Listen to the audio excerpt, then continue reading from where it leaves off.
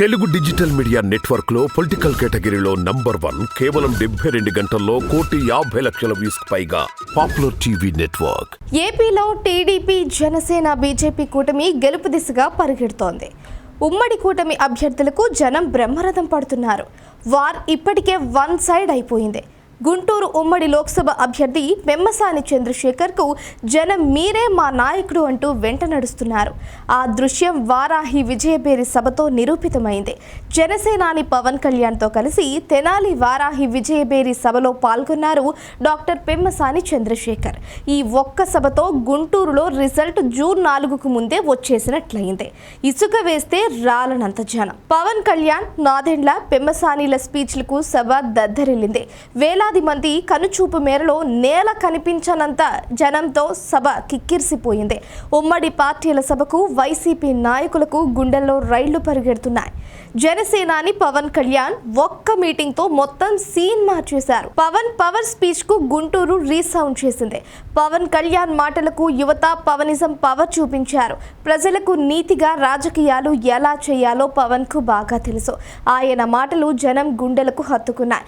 పవన్ చేసిన వాగ్దానాలు నమ్మకాన్ని కలిగించాయి. స్థానిక గుంటూరు వైసీపీ నేతల అవినీతి నుంచి సుగాలి ప్రీతి దాడి వరకు దేనిని వదిలిపెట్టలేదు పవన్ కళ్యాణ్ రాక అంటే పవర్ రాక అన్నట్లే కనిపించింది తెనాలి సభ.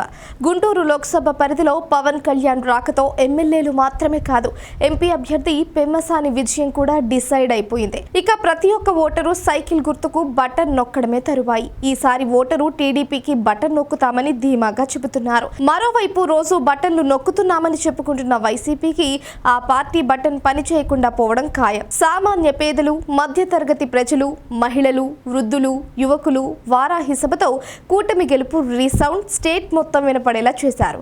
ఇక ఒక్క తెనాలి అసెంబ్లీ నియోజకవర్గ పరిధిలోనే పెమ్మసానికి భారీ మెజారిటీ రావడం ఖాయం. ఇటు చంద్రబాబు నాయుడు, అటు పవన్ కళ్యాణ్లు ముప్పెట సభలతో వైసీపీకి ఉక్కిరి బిక్కిరి చేస్తున్నారు.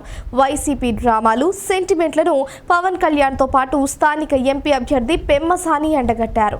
ప్రజలకు సేవ చేసి ఓట్లు అడగాలి, అంతేకాని కత్తి డ్రామాలు, రాయి నాటకాలు వద్దు అంటూ ఎద్దేవా చేశారు.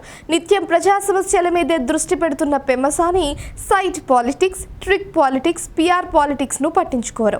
ఏమార్చి మాయ మాటలు చెప్పడం పెమ్మసానికి తెలియదు. ప్రజాసేవ అంటే సమస్యల పరిష్కారమే ఆయనకు ఇష్టం. అందుకే దివ్యాంగుల నుంచి మహిళలు, కూలీల వరకు ప్రతి ఒక్కరిని పలుకరిస్తూ తానున్నాను అంటూ ముందుకు సాగుతున్నారు.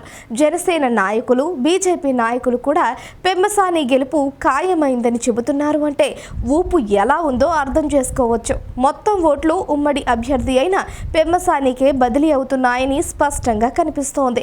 విద్యావేత్త, విదేశాల్లో ఉద్యోగం చేసిన అనుభవం, పేదరికం చూసిన వ్యక్తిగా ఆయనకు సామాన్యుల సమస్యలు తెలుసు. వాటి పరిష్కారం అంతకంటే తెలుసు. తాను ఒకప్పుడు ఎలా కష్టపడ్డానో నేడు ఎవరు అలా బాధపడకుండా తాను వచ్చే యువతను వృద్ధిలోకి తీసుకువస్తానని బలంగా చెబుతూ ఉండడంతో అందరూ ఆయననే మా నాయకుడు అంటున్నారు. మాటలు చెప్పడం పెమ్మసాని స్టైల్ కాదు, చేతల్లో చూపిస్తాను, నమ్మకం ఉంచండి, మా బలమైన ఆశయాన్ని ప్రజాసేవ రూపంలో చూపిస్తానని చెబుతున్నారు. దీంతో ఆయన మాటలకు స్ఫూర్తి పొందుతున్న యువత నాయకుడంటే ఎలా ఉండాలి, ఏది చెప్పినా ప్రణాళికాబద్ధంగా మాట్లాడుతున్నారు. అందుకే ఈసారి గుంటూరు నుంచి టీడీపీ ఉమ్మడి అభ్యర్థి పెమ్మసానిని లోక్సభకు పంపుతాం, మా నియోజకవర్గం స్థాయిని పెంచుకుంటాము అంటున్నారు ఓటర్లు.